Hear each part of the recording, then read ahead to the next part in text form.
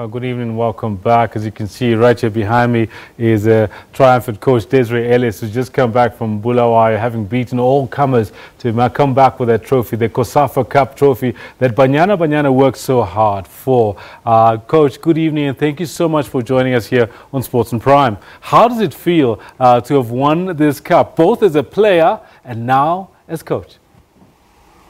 Good evening, Kendall. I've been asked that question many times, and it's so far apart. You know, the winning it as a player was in 2002, and now it's 15 years later.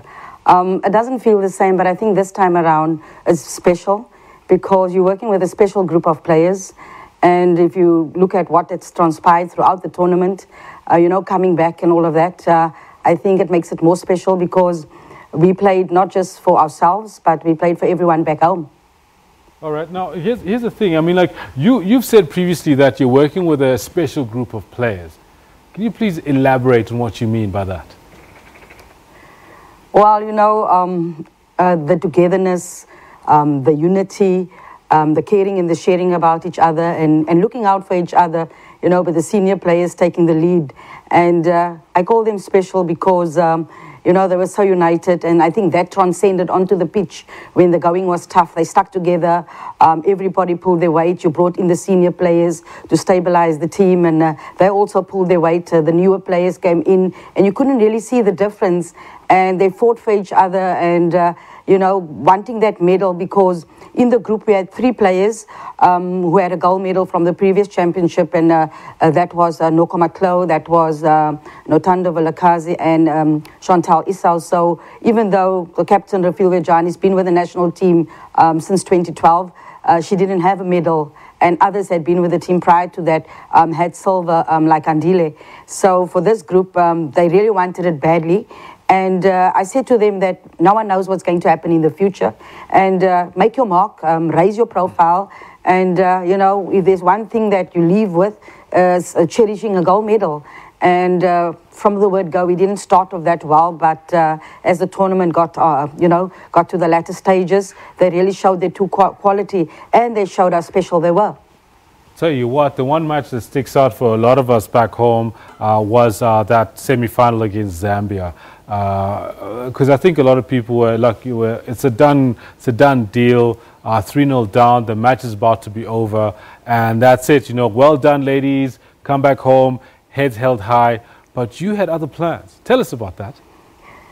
Well, I didn't have other plans. You know, we didn't play that well in the first half, and we spoke about 3 things. We spoke about not diving in. We spoke about marking, and we spoke about cover, and we didn't do those 3 things in conceding the 2 goals in the first half. So we got to the dressing room, and the assistant coach, Tina Sonke, and I stood outside, and I said, just give me a moment to just calm down a bit because I need to get the right words out. And, you know, it was a different kind of team talk where I went out and I said to them, look, we didn't play well, but let's do it for the people back home. Let's do it for Cecil, who's just renewed their sponsorship. Let's do it for Safa, who supported us, for the coaches that have brought you here, for your parents, your siblings, you know. Let's go out there and do it for them. And obviously, let's go out and play for the badge. And I said, if anyone here feels that they can't go out and do the job, you know, we can replace you with someone else. And they all raised their hand. And then we went 3 down. And, you know, Desiree was saying she looked at the clock, and it was 72 minutes. And we just knew that if we get 1 back, you know, we'll get a second, we'll get a third, because this group of players, they have a never-say-die attitude. They showed against Namibia in the second half when the going was tough, playing back-to-back matches. They showed the resilience.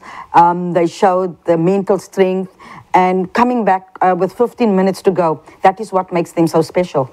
I'll tell you what, I'm also waiting for the movie because, I mean, just what you've described now is something that's absolutely phenomenal. And I'm sure it plays back in your mind over and over again. I mean, we saw how excited you were. We saw how excited the players were, you know, when you got into that space where you were actually about to compete properly on even Stevens. So well done to you because, I mean, I think you inspired an entire nation with that, just that one performance. So, and then you went on to win the title. You went on to win it all.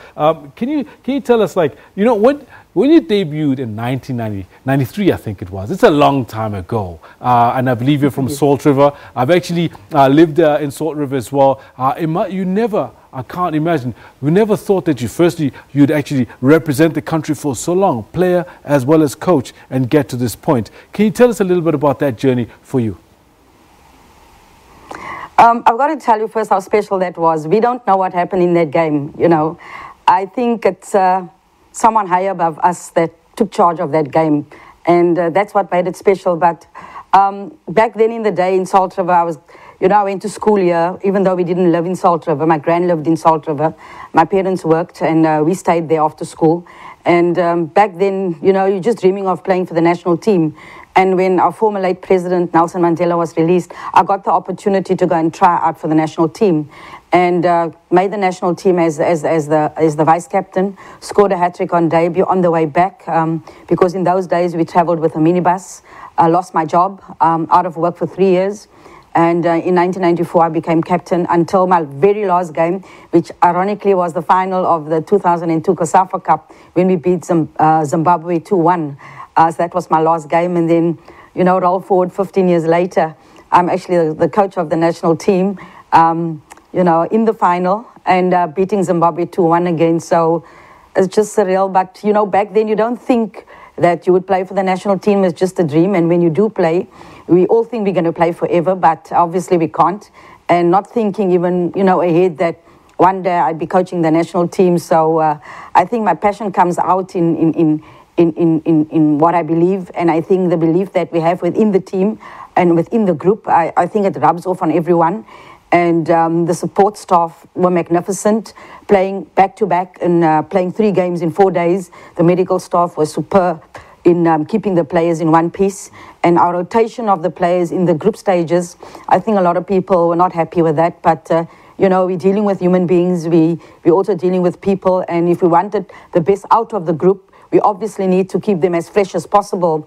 And we felt that the team we had on the pitch against Botswana, we felt that it was good enough to beat Botswana.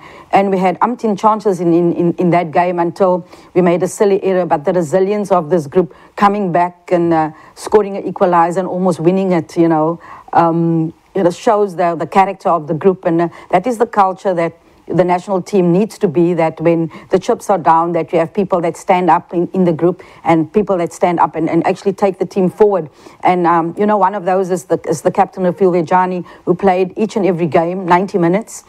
Prior to that, she went to the World Student Games and played there as well. So she was ever present, and we tried to keep her as fresh as possible, but the score didn't go according to what we wanted at halftime, and we needed her presence on the pitch, and she was immense in the semi-final. Was down on her knees at times in the penalty box from fatigue, but she really, really pushed the team and was fantastic in taking the team forward. Phenomenal. Absolutely phenomenal. Now, with what you've done, and it's not the first time that South Africa wins the Cosafa Cup, but how do we capitalize on what you as a group have managed to do? And as you get women's football out of the doldrums that it finds itself in and get it the attention that it so rightly deserves, what do we need to do as a nation and as a football-loving fans? Well, we were fortunate that over the last 2.5 years, we played the likes of the Netherlands. We played the #1 country in the world at that time, the USA. We then went to the Olympics and, played top countries, went to AFCON. Didn't really do that well there through, lack of scoring goals. We then had the opportunity to play the #3 country in the world, and that is France. And then, fortunately, we got this opportunity to go to the Cosafa Cup. And I think going forward, we need to utilize the FIFA dates to get the group together, to bring in more players, to get the best possible group to prepare for next year, which is AFCON qualifiers, and then the big one, which is the 2080 AFCON in Ghana. And the top 3 of that competition then goes to the World Cup. So the ultimate aim is obviously to win it.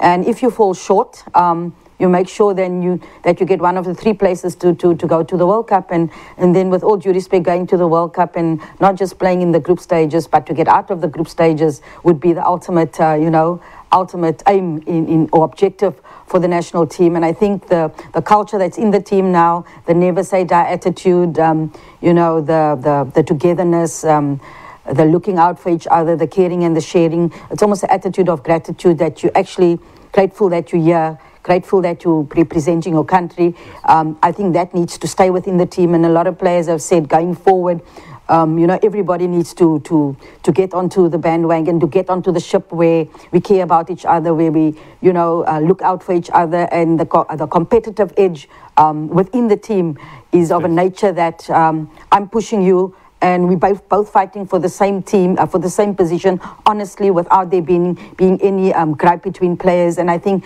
that shone out where players sitting on the bench vigorously supported those ones playing, because they're all very valuable and all very special.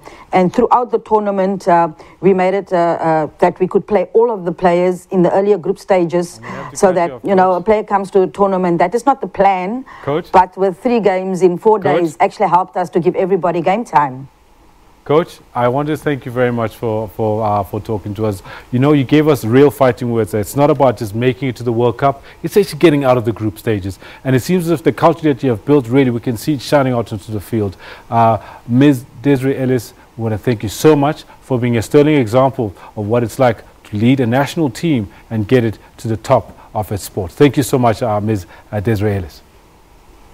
Thank you, Kendall. There you have it, the coach, ladies and gentlemen, Cosafa Cup winning coach, won it as a player, won it as a coach.